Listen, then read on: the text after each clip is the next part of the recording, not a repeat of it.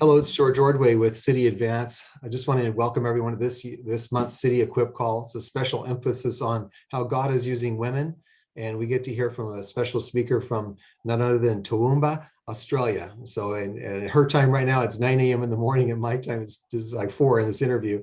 This is pre-recorded. We have a couple of other people who will be joining us on this call to have a question and answer time. The contact information for Letitia and City Women will be put into the chat room as we hear this call. So I'm just very thankful for how God has used women in so many unique ways. The innovation and the preservation and the way that women care for people, of course, is beyond anything I could even explain.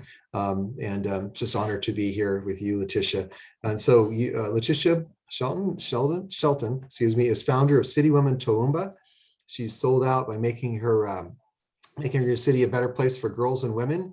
For the last 25 years, she's worked closely with teenage girls. She's coordinated with City Women, which is an umbrella organization with 15 different ministries that are each reaching out to the city to help women and girls.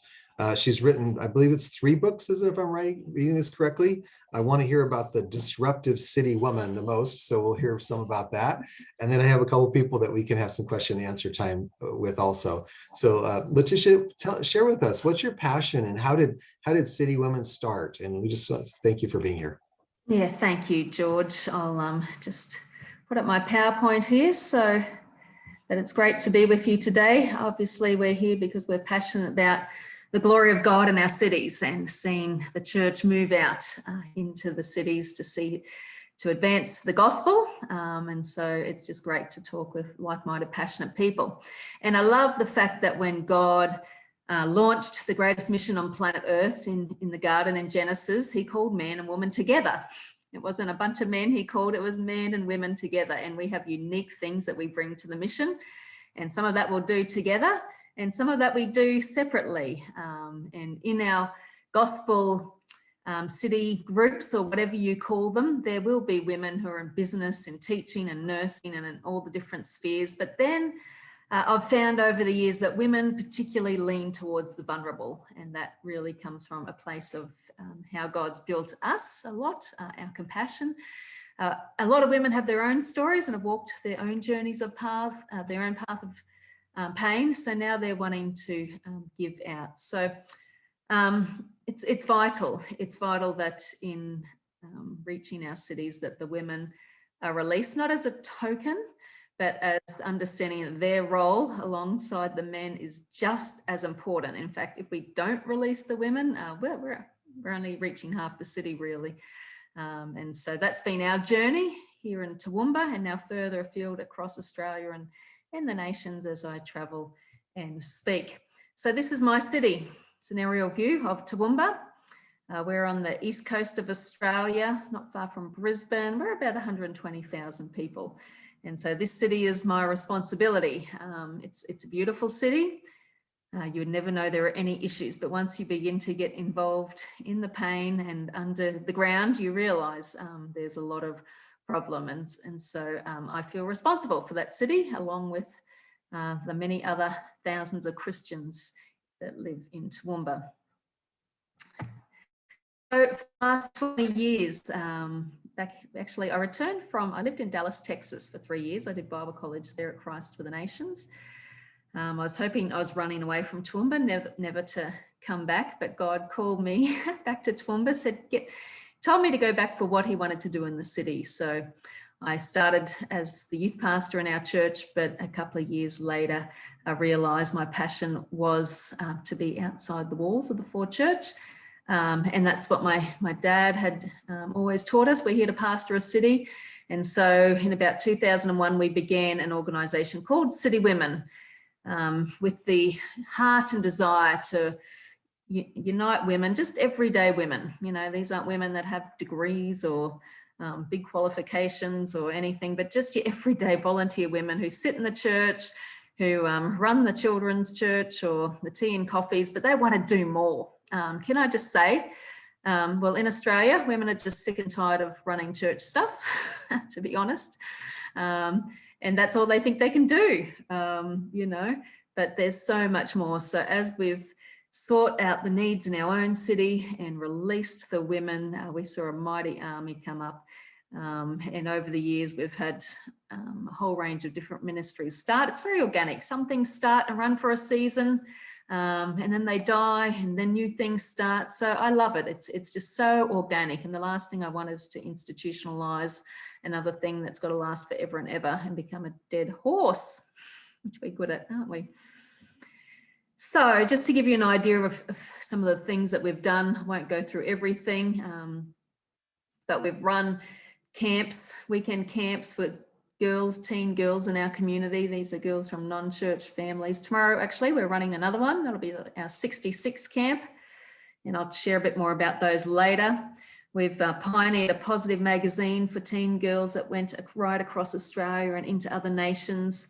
All our schools have had us in there running positive programs for girls, and we've been able to get stuff running for the boys as well.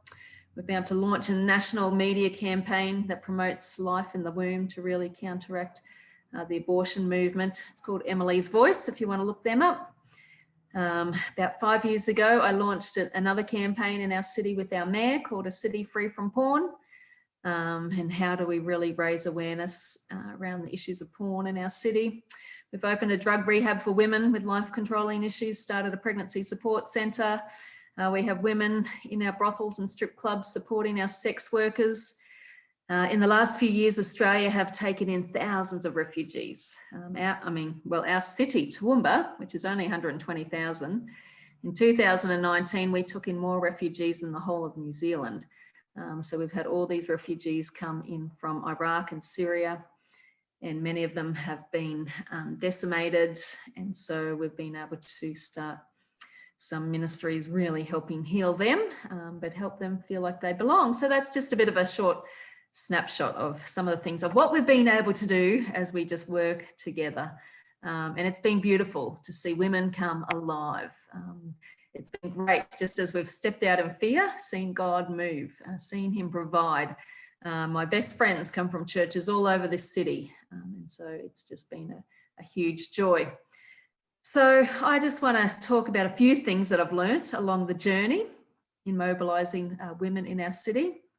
And this is in no particular order. I think I just jotted them down. It's good to reflect on what you learn. We've made a lot of mistakes as well, and that's all part of it.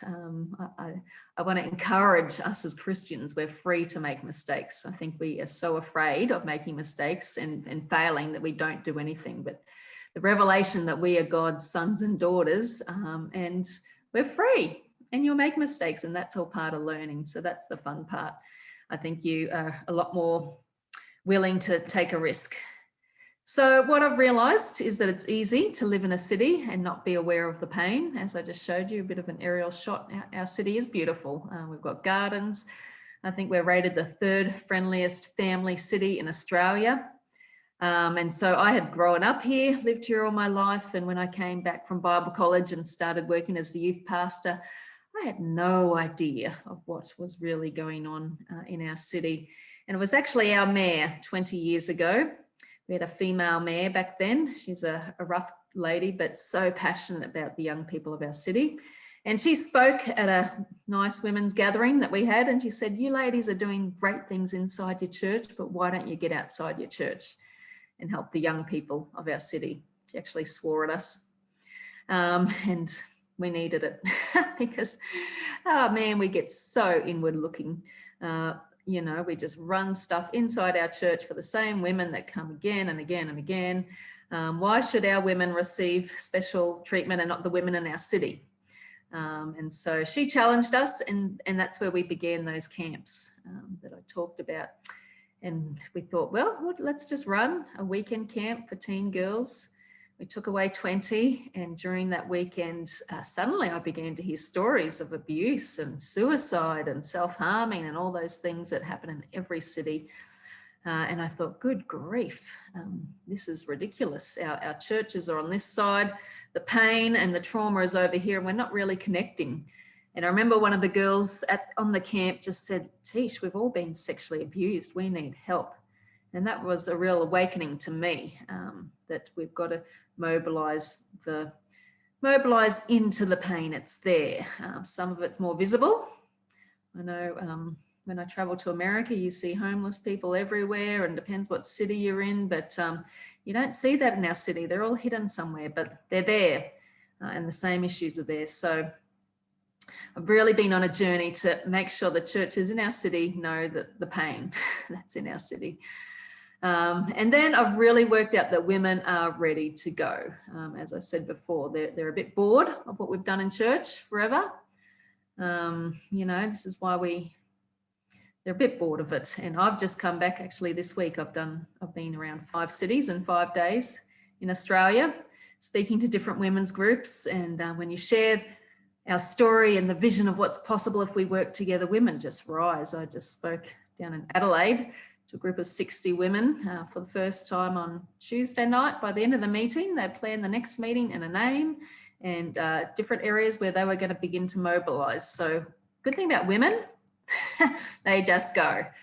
Men sometimes seem to need to talk about things a little bit longer, and that's okay. We're all different. But women are ready to go. So let them go, let them out. And unfortunately, I've spoken in cities where women have started going and then the pastors have said, no, stop it. You know, we're not doing this. We're not joining together. And that's just, I mean, a great shame. I just tell them to go anyway, because God loves the vulnerable and we've got to reach the vulnerable. But yeah, so release your women. And then we've learnt, you know, part of our role is, yes, we're wanting to meet needs. Yep, we want to see salvations, but in all of our cities, there are just broken women, years of abuse, of trauma, of rejection, of pain. And so a big part of this is, how do we heal the pain in our city? We don't have enough counsellors and psychologists for every woman in our city to visit. And so we've got to find ways. And so we've found some keys that have really worked for us. And this is a picture of one of our girls' camps a couple of years ago. I think we had about 50 girls, and you'll see all our leaders sitting on chairs. We take leaders from the age of 17 to 87. I think we love involving the grandmas and the grandpas. That's really important in an orphan generation. But these leaders are sitting there wearing white shirts, and they've written on the front of their white shirt a word of something that they've struggled with in their life. Because quite often, you know, we get together, we run good stuff. These non-Christians look at us and think all our lives are together and that we've never struggled. And so session 1 of our camp with these girls is, okay, no, actually we've struggled. We've had to walk some journeys. And that has just been an amazing open door into the lives of these girls. After these leaders share a bit, it's like kind of group counselling. These leaders share what they suffered with, but then how Jesus Christ has helped them, and we give them hope. But then we just say to the girls, go to the leader that you identify with the most, what they've shared. And again, you know, it's just providing environments in group settings where I guess you're kind of ripping the scab off the sore, aren't you? Which is not always nice, and there's a lot of tears and a lot of pain. But we're wanting to create an atmosphere where these girls can feel safe. And we've done that with thousands of girls over us in our city, and just seen huge healing over the years. The other thing we need to know is that, well, healthy men have a huge role to play in the healing of our females, a huge role, because most of a woman's pain, unfortunately, has come at the hands of a man, whether it's a dad who's rejected her, or abusive uncles or boyfriends, but a lot. Not all of it, because I know there's a lot of broken women due to their mums as well, but a lot has come at the hands of men. And so we've realised that part of the healing process also is to involve men. So we've had lots of men involved in City Women over the years, and they're great. And so again, here is a picture of a discipleship group that we run with girls in our community. And as you'll see in the centre there is Derek and Nancy. I said we love to involve grandmas and grandpas. It's just so important. And it was their 50th wedding anniversary. And so Derek and Nancy said, we don't want to just do a party with our friends. We want to do a party with the girls. And so they came in all dressed up. We just had a great night. But Derek just talked about how much he loved Nancy. And these girls, just to hear a man honor a woman is so foreign to them, but so important. And I remember one of those girls got up to make a speech, and she said, I want to thank you, Derek and Nancy, because my parents only made it to 5 years and my dad screwed up my life. And so just being able to include these men, a couple of these girls have asked these men to walk them down the aisle when they get married. These men have driven them to their school prom, or formal is what we call it. It's about creating family around the orphans in our city, isn't it? These girls are probably never going to walk into a church on a Sunday morning because they're from broken homes, and they're in between dad and mum. And what we do Sunday mornings doesn't quite even make sense to them. So we created church for them, and we brought the church to them and the family. And it was just great to see the huge healing that happened. Another thing we do in camps is a welcome to womanhood ceremony. Again, I know this happens a lot in youth groups, but we love to do it for girls who never enter into youth groups, into church setting. And again, just having good men in their life is really important. I've learned also that giving the suffering a voice is really important. I'm really good at being a voice for the suffering. I guess that's what I'm doing right now. And I can travel all over the world and share the stories and the issues and be a voice for the suffering. But God really challenged me a couple of years ago that I'm not only am I to be a voice for the suffering, but I'm to give the suffering a voice in our city. So make way. And I was really challenged through the book of Lamentations. There's a brilliant book called The Prophetic Lament. Some of you might have heard of that author, the Asian American guy, which I can't say off the top of my head. But, we've got a whole book in the Bible about a city that's been decimated, and God just allows 5 chapters of suffering. And so I think we've got to make way for the suffering to have a voice. And so you might have remembered back in 2017 when the Me Too movement really started and took off and went crazy, where women were sharing on social media their stories of abuse and pain. And I remember sitting at my computer for a couple of days, just reading all these stories and all these women that I knew and had no idea. And I thought, what a shame that they're just sharing it behind a computer screen. They're just sharing their deepest pain on the computer, which is great. But I thought to myself, I want to get these women in a room. So I hired a coffee shop so we could have some privacy. And I put this post on Facebook. I was coming up to International Women's Day, but I said, if you've got a story to share, you want to break the silence in your life, come to this cafe at this time and we want to hear your story. And I had no idea if anyone would turn up, but just feeling in my heart that I wanted to provide an environment in my city, not just my church, in my city, for women to come and share, to give them a voice. And I remember that evening, about 40 women from the community turned up. I gave them about 5 minutes each because you can share for a long time.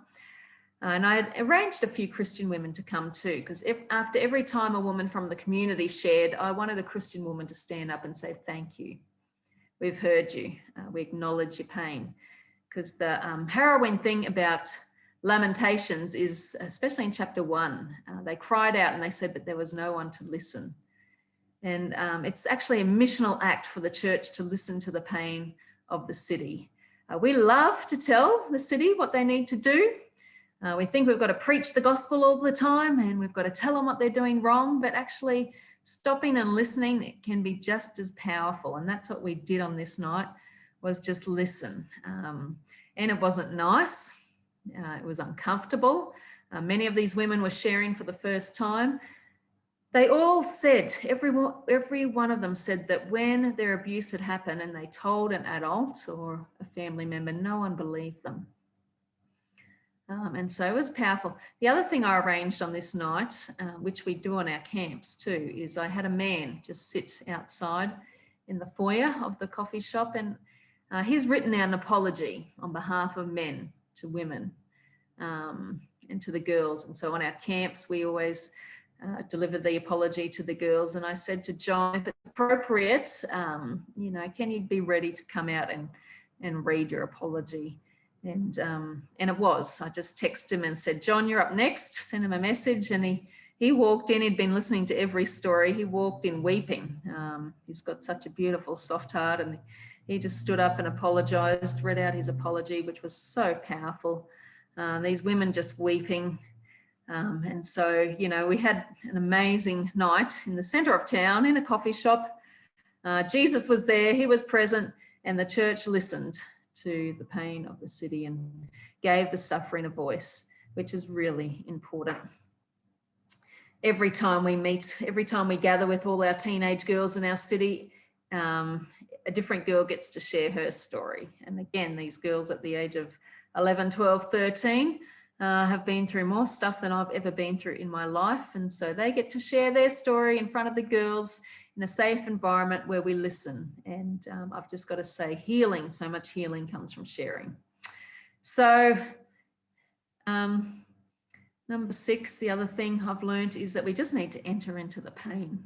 As I said, when I first started City Women, I realized the church was over here, the pain was over here, and we didn't really meet.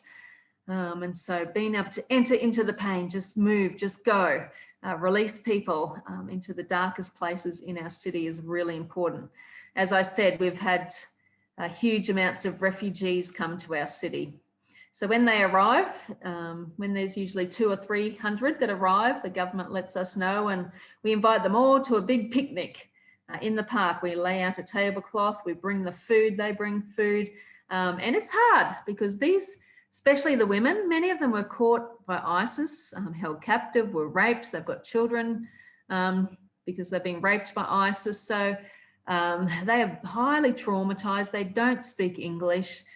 These picnics are hard work because you know what it's like trying to communicate. You just can't communicate. It's so hard. You smile, you nod. It's good now that we have a few of them who've been around a while and we can have some interpreters. But, you know, we really encourage the churches, the people in our city to turn up and enter into their pain and welcome them and say, you belong in our city. Every year, an anniversary for when ISIS came, and they had a huge genocide in 2016. So every year they do an event in our city where they just remember the anniversary. It's usually done in a hall, but last year they did it in the park due to COVID and social distancing. And I always make sure I just turn up because I want to listen to their stories. Again, it's not nice, it's not easy, but it's just so important that we can turn up and empathize with them, and it gives you a whole new compassion and empathy for where they've been. Because our city is very white, we're not very multicultural, but and so these people who come in look very different and can even look a bit scary or weird, but it's just so important that we enter into their pain and hear their stories. A lot of them are holding up photos of family members who are still captured by ISIS that they haven't heard from for years, so it's heartbreaking. Another thing we do is we are in our brothel and strip club every few weeks, ministering to the women there. On the right here is Jess, she's our team leader. On the left is a woman called Frenchie. She's come all the way from Paris to be a stripper in our city, but we go and we sit in their dressing rooms, we talk with them. Again, it's not nice, it's not easy. It's confronting, all these naked bodies around. What they do is confronting, seeing all the men is confronting, but they just love having us there. Every year we drop off a whole bunch of Christmas gifts at the end of the year. And this stripper had written on her Facebook, so happy that 2 different communities have gotten to know each other. She wrote, what a beautiful thought from the church ladies. They call us the church ladies. But that's all because we've entered into their world. They're not going to turn up to church Sunday morning because they've worked all night, and they're not even going to turn up Sunday night because they're back on work again. So last year we started dinners, Monday night dinners with a heap of them in my house. And I guess it's almost like church for the prostitutes. So, and I know this stuff is happening in every city around the world. Well, not every city, it's happening in a lot of places. But I believe that in every city across the world, we should have Christians in these places, hey. I've learned it's really important to think outside the box. And growing up in church, churches are great at doing the same thing over and over and over again. Our inability to think creative and as I said, take risks. I feel like we've almost been programmed into how we should do things. And unfortunately, you go to those church meetings where you want to start something new and Sister Susie says that's not how we do it. And you feel like you're always getting dragged back. But I'm thankful that I've had the ability to think outside the box and have a go. And so about 12 years ago, our first brothel opened. We've got a heap of illegal brothels, but our government wanted an illegal brothel. So yes, we campaigned, we did rallies, we did petitions, we lobbied with our politicians, but obviously it's still open. So that's when we started sending our teams into the strip clubs and the brothels. And we were building a great relationship with our managers of the brothel, particularly, and this is Nola in the colourful shirt.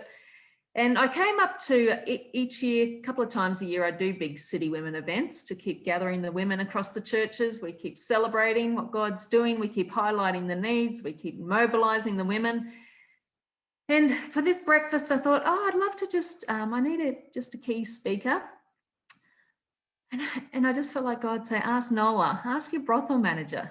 Think outside the box. Why does your key speaker always have to be someone important, or the pastor's wife, or the person who's written a book?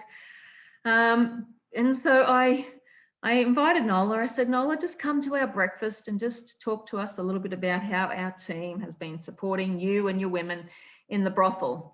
And Nola had worked all night at the brothel, and she came straight to our breakfast and sat on the side because she was so scared. And she stood up and she said, before you women call forth fire from heaven on me, because that was her perception of how the church viewed them, because we don't always enter into their space, do we? She said, I just want to tell you a bit about my story. She said, I was adopted into a pedophile ring here in Australia. As a young girl, I was sexually abused at the age of 12. I had my first son. She had 4 sons in her teenage years. And so she went to the brothel to get a job and had been there ever since, was now the manager. And so, you know, by this stage, we're all weeping over her story. It was Nola's 43rd birthday that day. So we arranged for 43 women to bring 43 gifts and wheeled them out in this wheelbarrow. And dear old Nola just broke down in tears because no one had ever acknowledged her birthday in her life. And she actually took those gifts home and opened every one on Facebook Live. So I was really nervous. I was hoping people had given her nice gifts. And she ended up becoming a Christian and giving her heart to Jesus. And she got fired from the brothel in the end. But we were able to get her a job on our local Christian radio station as the morning announcer. She's not there anymore and still on a bit of a journey, and we've got to keep walking with her. But all of that happened because we decided, hey, let's honor her and bring her in as the main speaker for our breakfast.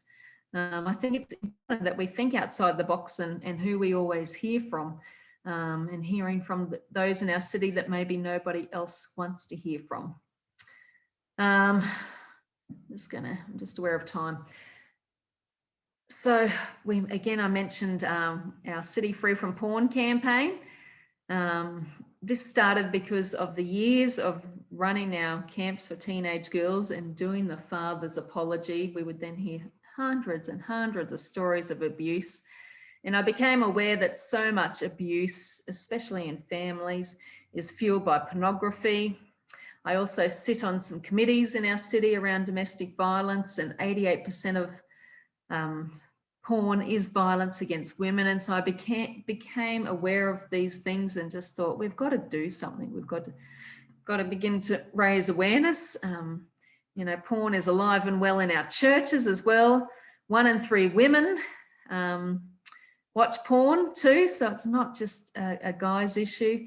And so what do you do? I mean, I've been to a million conferences in my life and I've never heard an elective on how to start a campaign against pornography.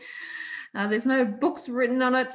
There's millions of ministries doing stuff on porn, but no one doing something locally in their city at a city level. And how do you begin to work with local council and school teachers? So it's been fun thinking outside the box, and just taking it one step at a time and seeing what God does. I love that when you move, God moves. And I think sometimes we can sit in our prayer meetings praying, God, move, move. And I think sometimes God's just saying, well, why don't you move? You know, you move, and then I can do something through you. And so, yeah, just as we've begun to raise awareness, the way God has moved has just been incredible. So there's so much more I could share around that, but I'm going to try and wind up. Women fight for life. Eve means life. And when you read the Bible, everywhere you just see women fighting for life, whether it's Sarah giving Hagar to Abraham because she wants babies. You've got Hannah crying out for life. You've got Rachel and Leah fighting for life. Esther fighting for life. These women everywhere are just fighting for life. And so it's been awesome. Again, we had no idea how to start a pregnancy support centre. No idea. But the churches, women across the churches have rallied. They worked it out. They put it together. And I love now that we have babies alive in our city because the church, the women have just had a go. And now they're beginning to start Eva's Place in many other cities across Australia. Lastly, God is more passionate about the broken than we are. I've really learnt that, and he continues to provide. Every time I get worried about finances or resources, I just see God provide because he is for the brokenhearted. In fact, if the church is not for the broken, then the church is not for Jesus, because Jesus is always on the side of the broken. He came to earth announcing liberty to the captives. Our job as Christians is to go into the margins and bring them into the centre, so they are more a part of the whole of society. So I have written a bunch of books called Disruptive. This one on the left, Disruptive City Women, has been published through Movement Day. It's stories of women that I've met around the world who are uniting together to disrupt darkness over their city. So I love the story of Jennifer in that book. She lives in Singapore, good friend of mine. She's united the pro-life movement across Singapore because there were a lot of good groups doing different things, but no one knew what each other were doing. So as she's united them and they've been able to be a lot more strategic, they have seen a 40% decrease in abortion across Singapore. So there's a bunch of just amazing women I've met. Those two little books I'm holding in my hand, I've just started, just a few years ago, started studying the women in the Bible and seeing how disruptive they were. They weren't sitting around having cups of coffee. We need to do that. I love coffee, but they were out changing the world. And unfortunately, you can grow up in the church not hearing many sermons on women because, I don't know, we like to preach about the men a lot, and they're great, they're important, but we've missed out on a lot of the women. So anyway, they're all available on citywomen.com.au. So I'm going to end there, and if there's any questions, that's happy to take any questions. Thank you, George. Wow, that was incredible. I mean, for one, I have an affinity toward the word disruptive, and you just put a exclamation woman under that, like 3 underlines. So how in the world do you like clone yourself? And, we plant you in places all over the world. That is a lot of activity. I think you really touched a nerve in my heart, which was to allow the pain, to embrace the pain. When did that happen for you? When did you turn from a normal, let's just say a Christian, you had a giant Christian father, I mean, a remarkable trailblazer in his own right, Ian, but when did it happen for you, Letitia, where it turned personal? Look, it was really that when the mayor challenged us to do something. And so back in 2001, our first camp with the teenage girls, and beginning to hear their stories and their pain, I just thought, can't keep doing what we're doing. Stupid. Stupid. I mean, the church, sometimes I love the church, but we can be the most stupid institution in the world. We keep doing the same thing over and over. So Lord help us, Lord forgive us. So along that journey of embracing your love for Jesus Christ, and then he giving you the cross, right, of other people's lives to embrace, Were there a couple of times, and this is a transparent question, when you wanted to exit, when you said, I can't handle this, this is too much, it's starting to hurt me personally in a way that, because when you do embrace pain, you can't control pain. So was there a personal encounter in your own life when you thought this might be overwhelming for you? Oh, look, it gets overwhelming, but I've never wanted to step out. The thought of doing nothing is worse than the pain that you carry sometimes. And I think you learn, I mean, you can't carry the weight of, you know, all these women on your shoulders. You just got to give it to God. My job, our job is to be obedient and go find them, meet with them, but only Jesus can save. So, Amen. yeah. Good, So thank you. you're wise about all of that. Well, that's courageous emotionally for a woman to embrace that much pain is courageous. But like you said, when we move, Jesus is activated. It's like we're activating, but Jesus is already there, right? Really, we already know he's in front of us, but we're meeting Jesus in the strangest places. And so I love that. Thank you. I've asked two other ladies to come and join our conversation, one being Tammy Vallejo from Sacramento, California, which is the capital of California here. And then another one is April Summerford, who is a young, rather remarkable leader and happens to be my eldest daughter, so I won't embarrass her. But I thought I'd ask them what they would like to ask. And you guys have a women's conversation here for a moment. So Tammy, why don't you start off? Any questions that you have for Letitia? Yeah, sure. Well, first of all, I love what you're doing. We definitely have similar hearts. One of my questions is, so you're in a town of 120,000 people. In Sacramento, we're in a town of 1 million. And I feel like where it becomes more difficult is when you try to expand something to reach more people, to make it more consistent and have a best practice. I wonder if you have any thoughts on that. I mean, I've just been in Sydney on the weekend, which has 4 million. And so in Australia, within a big city, they'll have smaller cities. I don't know if the US does this, like we call it local government areas.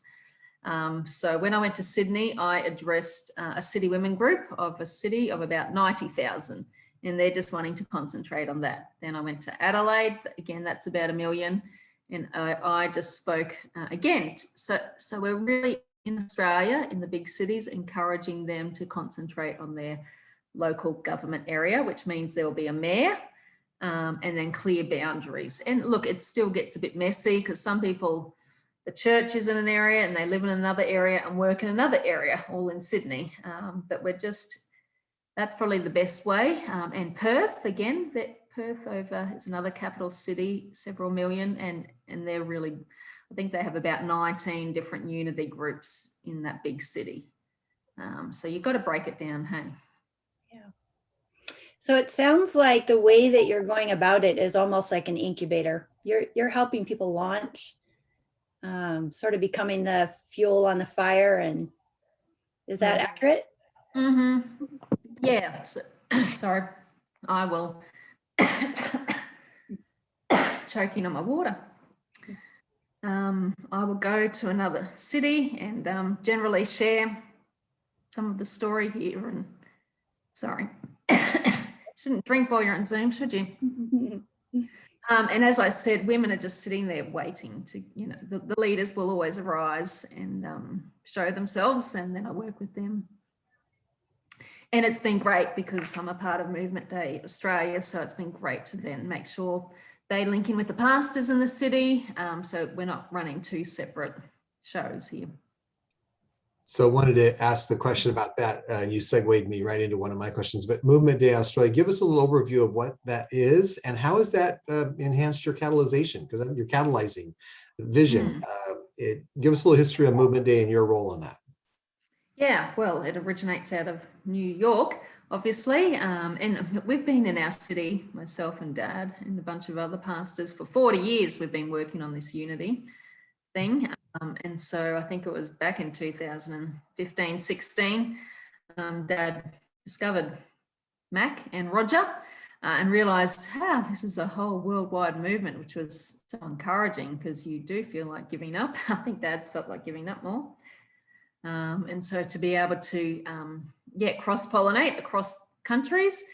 So we had already been running something similar in Australia called One Heart, but we just changed the name. So it was movement.org as well, so we could come in alignment across the world. So it's just, and then all that we're learning from each other all over the world, we're able to, I mean, you always got to contextualize it. Australians, we're very different. So different from Americans, from Indians. So what works in one country won't work in another. So, but it's been really encouraging to just see unity groups grow and emerge and help them with.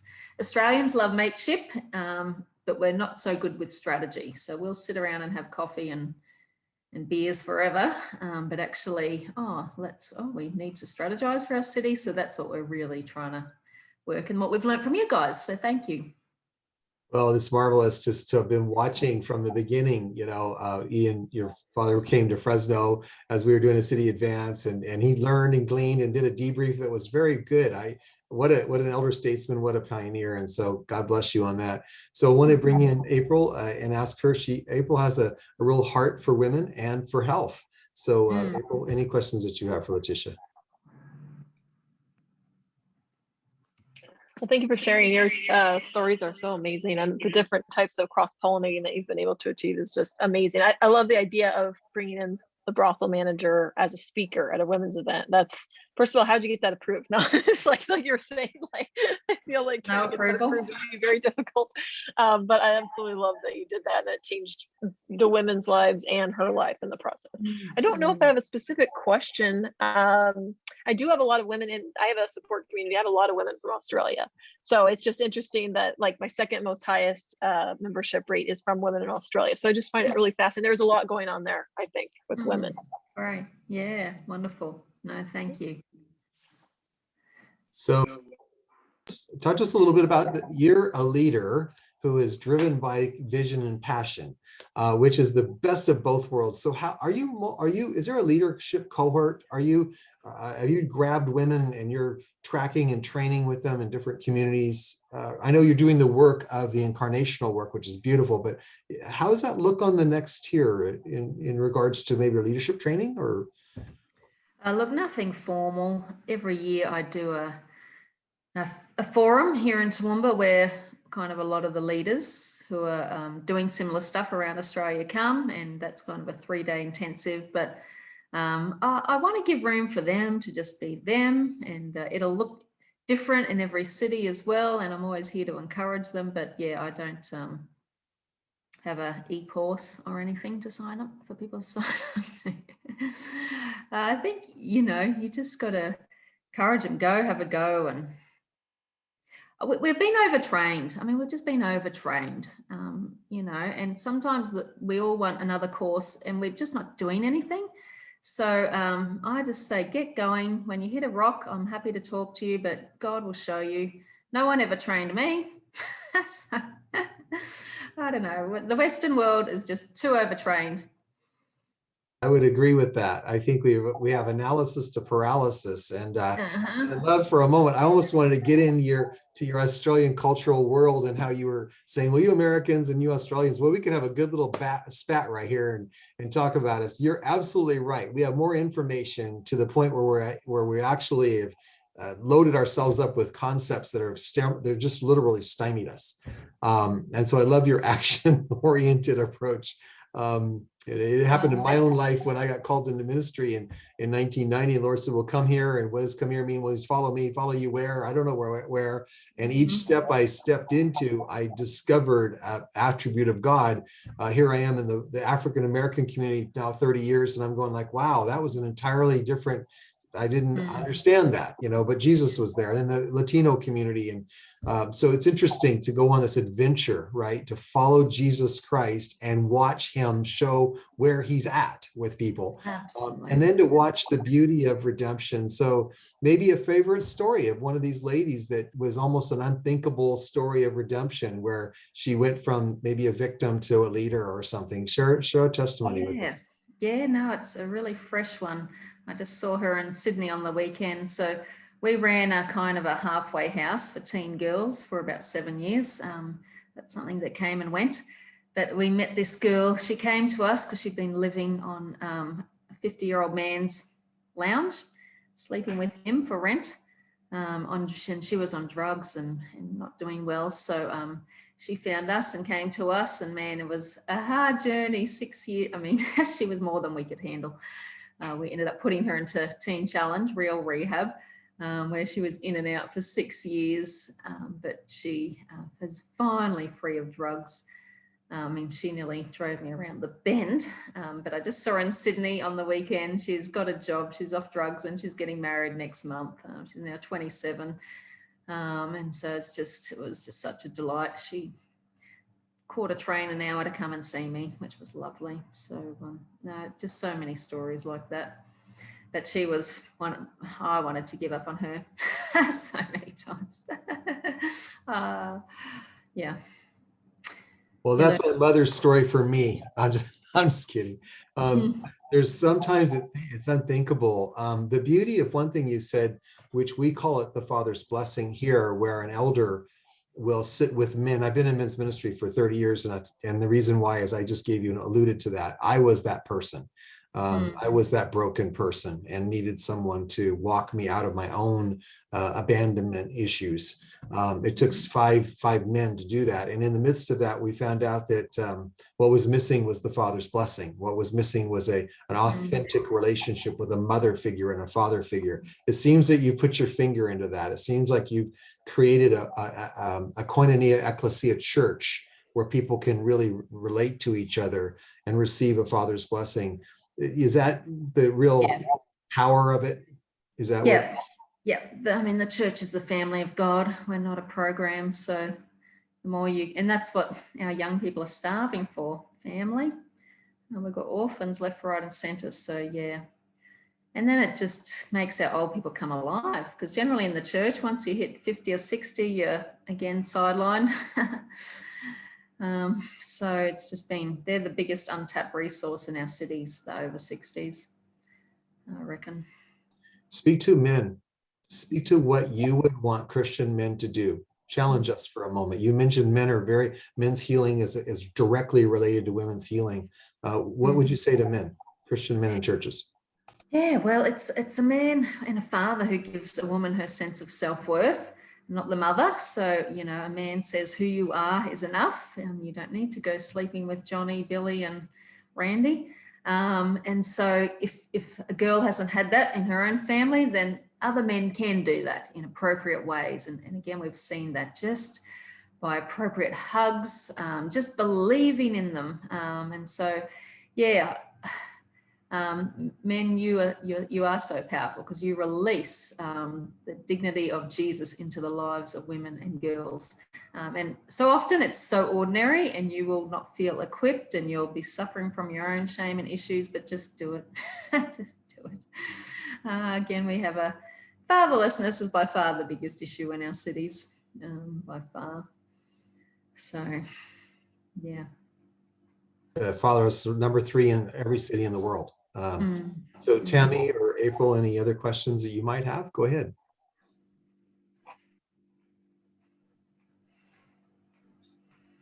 No, I've said it all. We're done well here. I can do real quick. Okay. So I love how, like, with all those different missions, that can't possibly be one person that's carrying all of those torches. So how do you quickly, I love to see that when someone's a calling or they have a talent or something they feel the Lord's doing, how do you quickly take those people and say, okay, well, you're going to help with the campaign against porn, or quickly plug them into an action step? Because it seems like that's a gift that you have that's really needed right now. The church is in major innovation mode right now, and everyone keeps asking, well, how do we get out of this? I'm like, you innovate out of it. That's how you get out of this, out of the situation.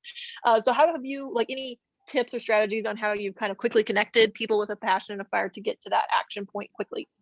Yeah, well, as I said, women, they're sitting, waiting to go. And as soon as we've moved into our city and become aware of needs, it's just, okay, here's the need and who has the passion. So the minute the brothel opened, I knew about a little grandma in the Presbyterian church who was so passionate about prostitutes. So she started, and so when we do our City Women events with Christians, you stand up and share your passion, what you want to do, and other women coalesce around her. So she's in charge of it, not me. Same with our pregnancy support centre, the woman who said, I want to do that. So it's really been looking at, oh man, we've got a need, who's got the passion. And so it doesn't centre around me, it centres around all the different, it's very, as I said, very organic now. But yes, my is just kicking people out of the, into the areas. But we've got a website. We're always on social media and just telling people the needs. Every week there's new needs and what we need and where you can help. And yeah, it's great. Yeah, that ability, April said it so well, it's almost like one skill set to be able to have the ability to have a vision to give to people, like a direction or a vision. But it's an entirely different skill set to be able to grow them into that, right? And you're using a model of mentoring, basically, right? You're using 2 or 3 mentors around someone that have a strength, and then you just add them to them as cohorts, basically. Is that kind of what more caught than taught? You know? Yep. Look, that sounds nice. It's just you give the person with a passion a voice, and everyone else comes to them, and then they train them, and they've got a team. I don't let anyone start anything unless they have a team. That's really important. Oh, fantastic. Ladies, any other questions? This has been fantastic to hear you. You are truly a woman of God. And I hear Jesus through your actions. I love the release, that you feel free to release people and into what they are. I love that you speak truth. You're speaking truth. We hear truth. Many of us in our have layers in our Christian experience where we're keeping the voice quiet. We don't want to hear that voice. We don't want to be that voice. Another group of us, if not the same group, have a thicker insulation about the pain. We don't want to embrace the pain. We don't want to be around people that make us uncomfortable. And so you've really knocked down some walls, Letitia. Thank you. You've just knocked them, addressed them, and knocked them down. And I would, just ceremonially say, forgive men who should have led the way in the church over many, many, many hundreds of years, and have not. The women have led the way in the church from the beginning. Men have been responsible in one area or one part of it, but they have not been the major responsible party in the church. Women have driven the church for years and years and years. And so thank you, you women. Thank you, Letitia, for your shining example to all of us. And we'll put your contact information up there, and hope you infect some other women to mobilize and catalyze and energize. So God bless you. Yeah. Thank you so very, very much. Thank you. It's been a privilege to be with you. Tammy, would you please pray for Letitia? If you can have another question, go ahead, and then we can pray and move on to our day. So Father, we just thank you so much for this ministry and for Letitia being obedient, Lord. She stepped out at a time when you asked her to, and look at the fruit, God. I just pray that she would continue to be able to pour into other women, Lord, so that they can pour into others in their cities, God. And I just thank you and pray that you bless her as she moves forward, Lord. Give her plenty of rest. I know what that feels like, to need rest sometimes, and all the finances that she needs to continue moving. In Jesus' name, amen. Amen. Thank you, Letitia, so much. Thank you, ladies, for joining us, and we'll look forward to connecting with you more. Talk Wonderful. to you. Have a great evening. Bye. Bye. Thanks, Tammy.